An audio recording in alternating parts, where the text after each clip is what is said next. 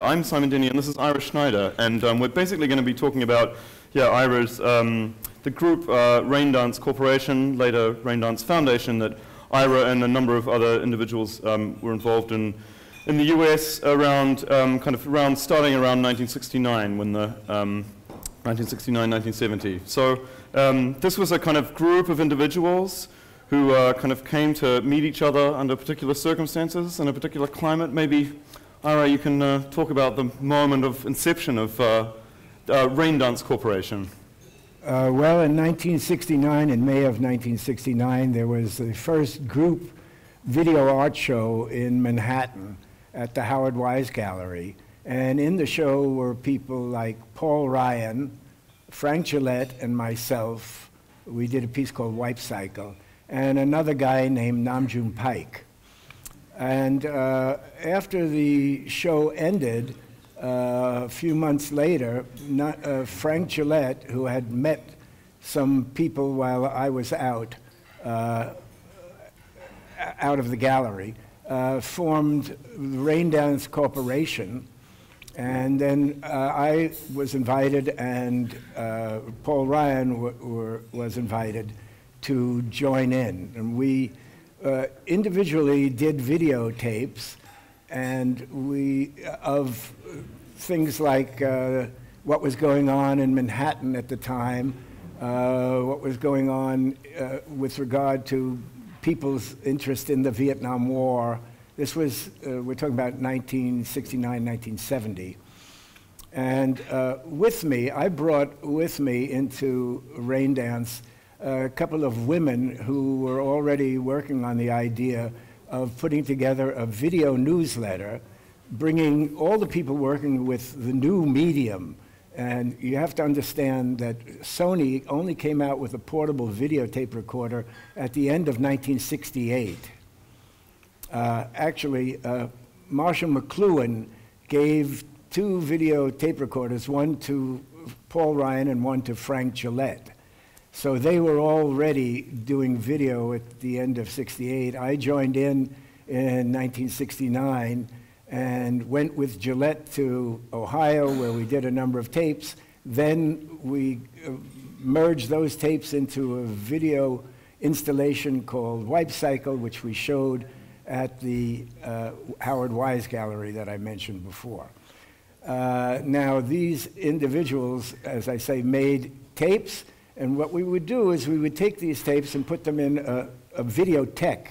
And any of us could then go to this videotheque, I'll talk about this later, could go to this videotheque and choose from any of the tapes and include them into edits that we put together, which we called media primers. And we will give some examples of the media primers later. At the same time, 2 women, Beryl Korat and Phyllis Gershony, and I came up with the idea for the video newsletter, but we had no funds to print it and publish it. But Raindance Foundation, thank goodness Frank Gillette found a sponsor, a backer, and so we got the money to print the issues, some of which, abstracts of some of them, or extracts, are down below on the walls. We also came up with the idea for, we found out that we couldn't really make money as a corporation doing video installations. The first time we tried one for American Can Company, the people who represented American Can and got us to design the installation did it themselves, and we never got paid. And so there was no bright future for that, so we turned into a nonprofit foundation and got support from the New York State Council on the Arts, which at that time was run under the Nelson Rockefeller governorship and very friendly to the arts and to new forms of artistic creation. Which way should we go? Well, I mean, I think now's maybe time to mention that the issues that this group were very interested in. I mean, at the time, with this Portapack coming out and with Sony's new equipment, it was kind of the possibility of artists or other people having access to That's equipment to make tapes, so it meant possibly making some sort of alternative television. At first, we were very much opposed to broadcast television, but as some artists would take an axe to a television set, that we thought was a bit destructive. We thought that we could use the medium to get the message out that ecology and the war in Vietnam was not a good thing, and that we should find alternative sources of energy, we should support recycling, and to use technology to overcome some of the problems of life at that time. Which is still very relevant today, as we know, in terms of ecological use of energy and stuff like that. It has taken so long because politics has interfered and kept things the way it used to be. Right, yeah. I mean, maybe it's time to show some of the material of... Okay, I should just point out that yes, this was the cover of one... This was the cover of one of the issues of Radical Software. I designed this cover. The back cover was the back of a TV set. But this was also used in the fairly recent, the 2010, big show at the Museum of Modern Art in Vienna about the first generation or the early influence of video and video art. It was a very large show. There's a book on it with Andy Warhol on the cover, but it says Changing Channels, and that was my contribution. Yeah, so maybe it's, we'll just move directly to the...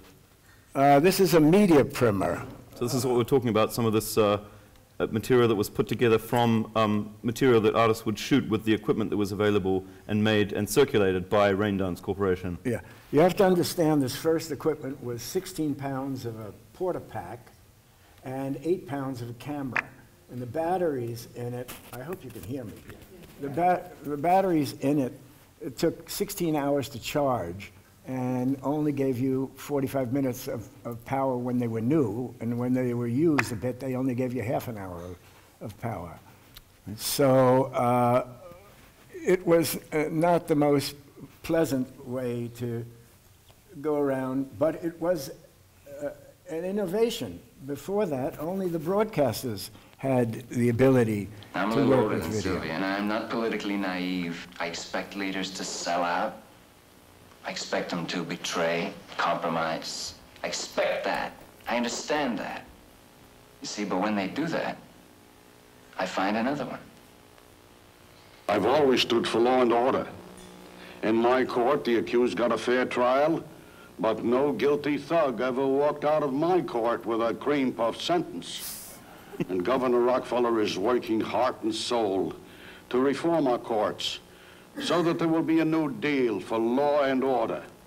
And I will do all in my power to help him in his crusade. Now, won't you join us by re-electing Governor Rockefeller?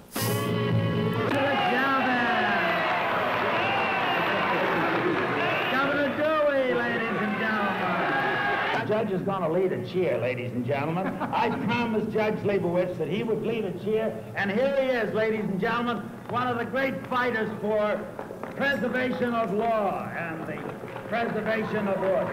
Judge Leibowitz. Hooray! Hooray! Hooray! Okay, Sam, you're the greatest. And the way that straight people get stimulated from the media is much different from the way we get stimulated by the media.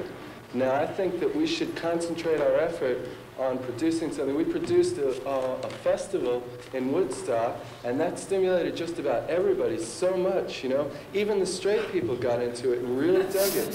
Like the New York Times had a fair thing about the festival, but there was a half a page in the New York Times with 8 pictures of short-line bus drivers. And these short-line bus drivers really dug the people that they had on their buses. And this was nice because it was a half a page in the New York Times, which is pretty good, you know, because that's the New York Times, and that's a hard thing to get truth in. So I think that we should concentrate on getting inside the philosophy of the straight people, you know, saying, well, this is our land, but, you know, I can't walk over to someone and say, this is my land, you know? Yeah, it gives you a kind of a short You could go a little Thinks further I'm some after sort of this. revolutionary that wants to take over and, you know, overthrow the government or something. And that's not what I want to do. I want to see people get sense, you know, and sort of try to slow the machine down and sort of control it and clean the machine up, because the machine is probably always going to be here. So I think we should try to understand how straight people understand things, how they look at things, and then try to communicate with the straight people in a way that they'll understand and appreciate, not in a way that, you know, we think is, let's go do it, you know? Let's slow down and, you know, say, well, I'm 50 years old, and I've been reading the New York Times every day, you know, and I believe in Jim Jensen and the way he delivers the news, you know, on Channel 2. And, you know, I'm totally hypnotized by the media that we have now. So, like, let's figure a way to work through the hypnosis of today's 1970 media. And, you know, it's just a snippet to get an understanding of what was going on there, but quite amazing stuff. Let's talk about the people who are our mentors. And that was naturally Marshall McLuhan, and then Buckminster Fuller, Gregory Bateson, McCulloch. These were people who understood the human organism and ecology. And here we have, we'll put Bucky on. Yeah. Now. 4 people from Raindance videotaped Buckminster Fuller. I can't say it was an interview, it was a rap. He pretty much told us about the history of the universe and the possibilities. This is an excerpt from that conversation. And then suddenly, the tools accumulate so much. Henry Ford said, you know, we can take care of that life of everybody, take care of the living life of everybody. And that's the beginning of this new era. But in order, but then as this point, the Leonardo artist type said, up to now, we were using our own hands to make end products for the patron. So the Victorian era, you find the beautiful cabinet maker, and you find the... He first goes through the Egyptian, that all effort was for the afterlife of the pharaoh. And then as technology spread things around, tools around, it became easier to take care of the afterlife of the kings. And then he goes on with this. Yeah. With shoemaker and tailor, fantastic craftsmen everywhere. But now he said, I can't, if I'm going to, it has to be everybody, there are not enough artists to make end products for everybody. Therefore, we have to have an entirely new kind of thing, which is our industrial tools, our mass production, and that's what has really come to all of humanity. So what we've got to really come to now is developing awareness of that little child. We've got to proliferate the right information. The industrialization of technology is not something new. You and I, our technology is so superior to any we've ever devised. There seems to be a difference between us, because that camera looks pretty crude alongside of my eye. And my eye could have, it has always had its got its own light meter, it's got the whole works. You ever run several fantastic thing. And so I simply say, it's our own machinery. If you had that camera, so it could also rebuild itself, keep itself going and improving itself for the next 70 years, then you have something approximating the kind of technology you and I really consist of. So technology is not new, we've just been a little too crude at it. And what our society's got to be sure not to let somebody mislead us, not let our own ignorance mislead us into making the wrong moves. We're going to have to be able to be sure to... Yeah, so just give you a little bit of context in terms of the thinking that came behind the group. Of course, I'm sure you're all, or maybe not so familiar with Buckminster Fuller, but he was kind of one of the key proponents of working with resources and energy resources at the time. So it's quite amazing that this kind of artistic force was in contact with him. He also invented, let's say, the geodesic dome right. as the most area for the least exterior. Yeah. Here, just to add a little bit of extra, maybe we can finish on this point. I don't know. Is the take it any way you want. Yeah, I think it might be to wrap it up. But this is a copy of the way that Raindance Corporation used to categorized the videotapes in their collection. So this is, and this is actually going to be downstairs in the space as well. So this kind of shows you, I mean, of course, why this is resonant now is what could be seen as some kind of precursor to a resource like YouTube, which is a much more kind of expanded version of kind of what they were trying to do on a small scale in the 70s. But this is kind of an interesting thing because what's so important to Facebook and YouTube and things like this is the categorization and gathering of data under sections. So for me, this was a really interesting point to show the way that was being done at the time with Raindance Corporation and the way that they were gathering their videotapes.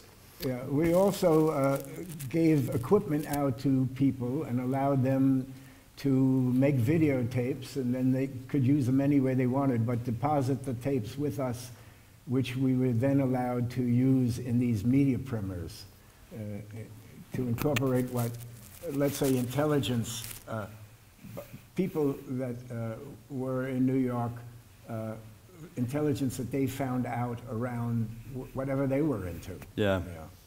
Yeah, and just to maybe sum it all up in terms of the exhibition downstairs is one of the things that we were able to do is bring this kind of giant broadcasting equipment in and stick that alongside this drawing, which is on the back wall. And the drawing on the back wall is a kind of center for decentralized television drawing. So it's the place where Raindance Corporation operated and just had this video data bank and interacted with people. It was a social space, it was a node in the network of distribution, it was kind of a place of production and work as well, and to have that literally alongside a huge piece of decentralized equipment that was responsible for broadcasting Channel 4 in the northeast of London, to put that alongside I think is quite a poetic stance, and also foregrounds this, this ecological concern that Raindance was really focused around, because it's basically a kind of giant piece of waste now. Anyway. Well, they should recycle it. Yeah, they are recycling parts of it, I think, but anyway, yep. So thanks for coming along. I hope that's been an introduction to some of the material, and yeah, cheers.